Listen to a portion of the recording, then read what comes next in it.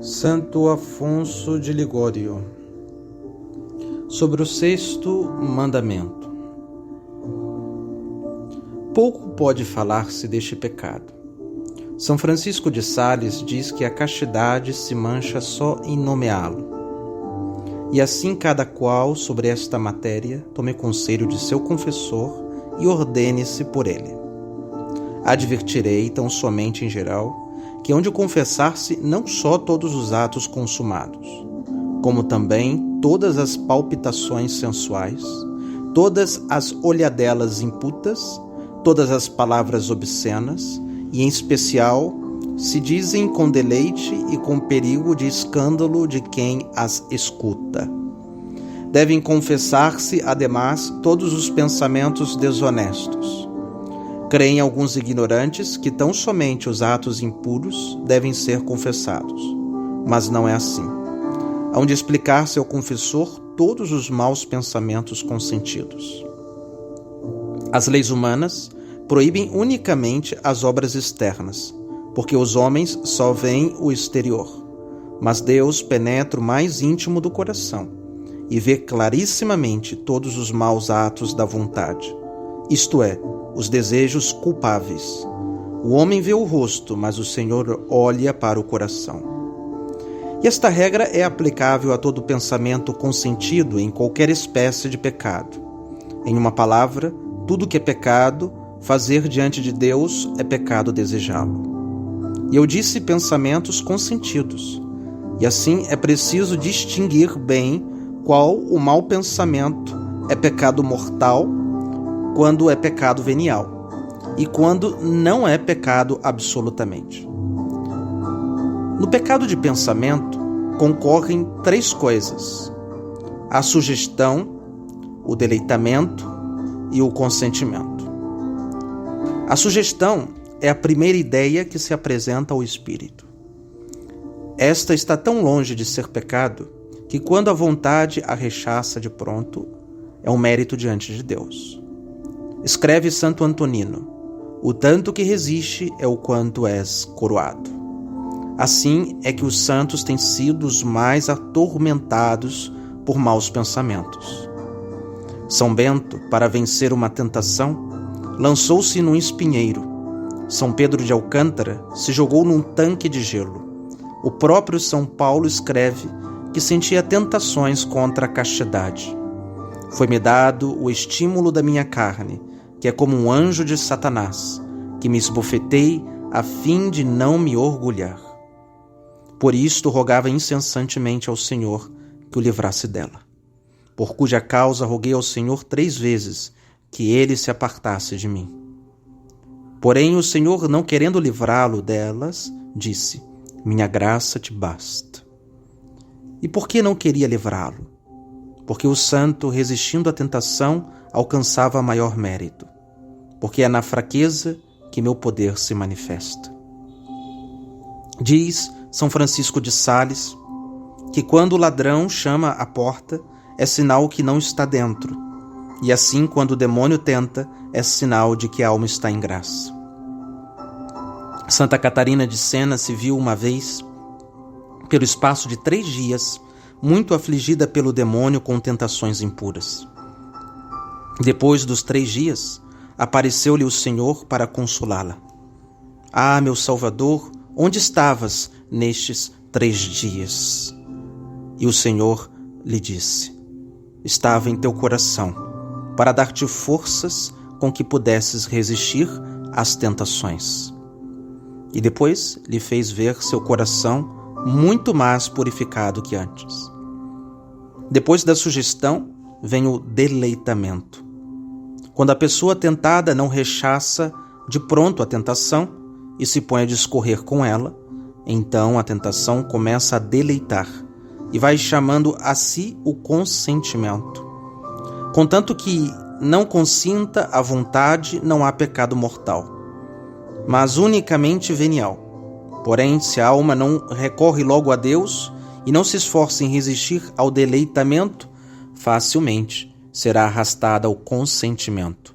Quando não se repele o deleitamento, o deleite consentido se transforma e devora a alma. diz Santo Anselmo. Uma mulher que passava por santa, assaltada por um mau pensamento de pecar com um de seus empregados, descuidou em rechaçá-lo prontamente e mentalmente caiu em pecado. E depois cometeu outro pecado mais grave ainda, pois teve vergonha de confessar-se aquele culpável deleite interior e assim morreu, infelizmente. Mas como tinha reputação de santa, o bispo quis honrar sua devoção e mandou sepultarem-na em sua própria capela. Mas na manhã seguinte se lhe apareceu a defunta rodeada por chamas, e então lhe confessou, ainda que sem proveito, que estava condenada por aquele mau pensamento consentido. Dado o consentimento, a alma perde a graça de Deus e cai condenada ao inferno no momento em que consentir no desejo de cometer o pecado, ou deleitando-se por pensamento naquele ato desonesto, como se o estivesse cometendo. E isto se chama deleitamento moroso, que é diferente do pecado de desejo. Meus irmãos muito amados, sede solícitos em rechaçar esses pensamentos infames no mesmo momento em que aparecerem em vossos entendimentos, recorrendo ao auxílio de Jesus e Maria. Aquele que se habitua em consentir em pensamentos desonestos se põe em grande risco de morrer em pecado. Primeiramente, porque estes pecados de pensamentos são muito fáceis de se cometer. Em um quarto de hora podem fazer-se 1000 maus pensamentos. E cada mau pensamento consentido merece por si só um inferno. No transe da morte, o moribundo não pode cometer pecados de obras, porque não pode então se mover, mas pode muito bem cometer pecados de pensamento. E a estes pensamentos o demônio arrasta, com a maior força, aos moribundos. Santo Eliasaro, segundo narra o padre Súrio, estando para morrer, sofreu tantas e tais tentações de maus pensamentos, que não pôde deixar de exclamar: ó, quanta é a força dos demônios contra nós no instante da morte. O santo venceu o demônio porque havia se acostumado a rechaçar os maus pensamentos. Mas ai daquele que formar um hábito de consentir a eles. Narra o padre Cinieri que houve um destes pecadores que frequentemente consentem durante sua vida aos maus pensamentos. Estando para morrer, se confessou de seus pecados com grandes mostras de arrependimento, e todos o tinham por salvo. Mas depois de morto, apareceu dizendo que havia se condenado, que sua confissão havia sido boa e Deus lhe havia perdoado, mas antes de morrer, o demônio lhe havia sugerido que se recuperasse daquela enfermidade, seria uma ingratidão abandonar aquela mulher que tanto o amava. Rechaçou esta primeira tentação, veio a segunda e, discorrendo um pouco com ela, lhe rechaçou também, mas veio a terceira e consentiu. E assim disse que havia morrido como culpado e que se havia condenado. Ah, não digas, meu irmão, como dizem alguns, que o pecado da carne é um pecado leve e que Deus se mostra com ele muito indulgente. Que dizes tu? Que é um pecado leve? Mas é pecado mortal. E só um pecado destes, ainda que seja em pensamento, basta para lançar-se no inferno. Diz o livro dos Efésios: nenhum fornicador terá herança no reino de Cristo e de Deus. É pecado de pouca monta? Os próprios gentios dizem que este vício é pior do mundo. Seneca diz: a impureza é o maior mal do século.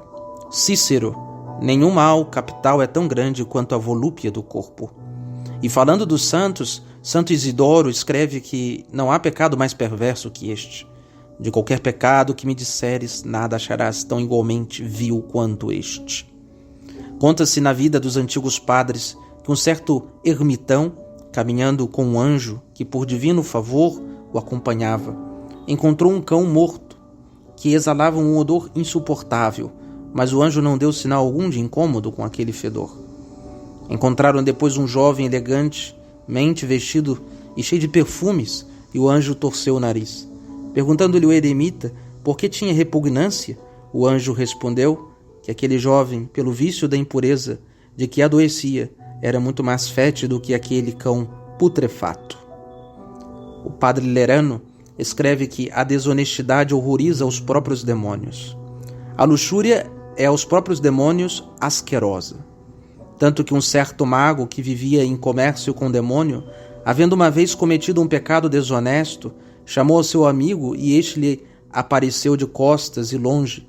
Perguntando-lhe o mago o que significava aquilo, respondeu o demônio que sua impureza o impedia de se aproximar.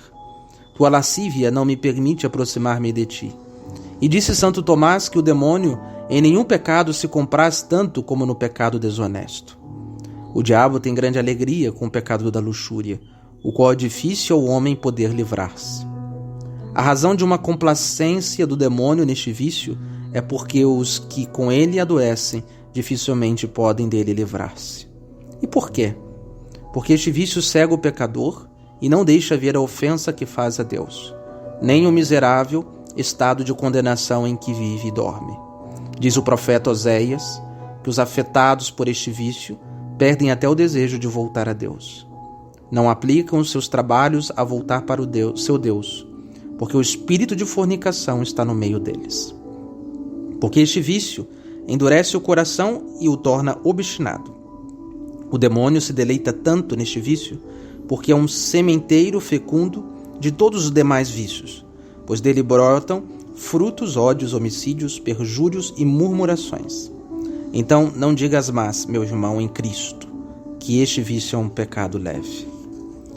Mas Deus, me dirás, se mostra indulgente com ele, indulgente, pois saibas que Deus não tem castigado nenhum vício dos homens, tanto quanto o vício da desonestidade. Lê as Escrituras e vereis que por este vício uma vez o Senhor fez chover fogo do céu e incendiou 5 cidades com todos os seus habitantes. Por causa deste vício enviou o dilúvio universal, porque toda a carne, todo homem tinha corrompido o seu caminho sobre a terra, diz o livro do Gênesis. Os homens todos haviam se contaminado, e Deus fez chover por 40 dias e 40 noites, e o fez todos morrer, exceto 8 pessoas, que se salvaram na arca. Veio o dilúvio e tomou a todos. Disse ainda na Escritura que os hebreus, havendo entrado em Setim, cidade dos Moabitas, começaram a pecar com as mulheres daquele país. E Moisés, por ordem de Deus, fez morrer ao fio da espada 24.000 hebreus. O povo fornica com as filhas de Moabe, e morreram 24.000 homens. E ainda hoje em dia vemos que Deus também castiga este vício neste mundo. Entrai no hospital dos incuráveis. Perguntai por que jazem e gemem ali atormentados tantos jovens de um e outro sexo, cujos corpos estão cortados com lâminas e ferros incandescentes. Perguntai o porquê, lhes responderão que pelo pecado desonesto. Portanto, isto diz o Senhor Deus: visto que te esquecestes de mim e me lançastes para trás das costas, carrega tu também com a tua maldade, com as tuas fornicações.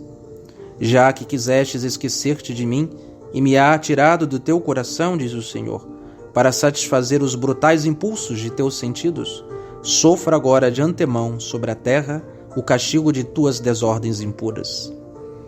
Isto é quanto castigo nesta vida, mas o que será dos desonestos na outra? Tu dizes que Deus tem compaixão destes pecados, mas São Remígio diz que, dentre os cristãos adultos, poucos se salvam, e todos os demais se condenam pelo vício da carne.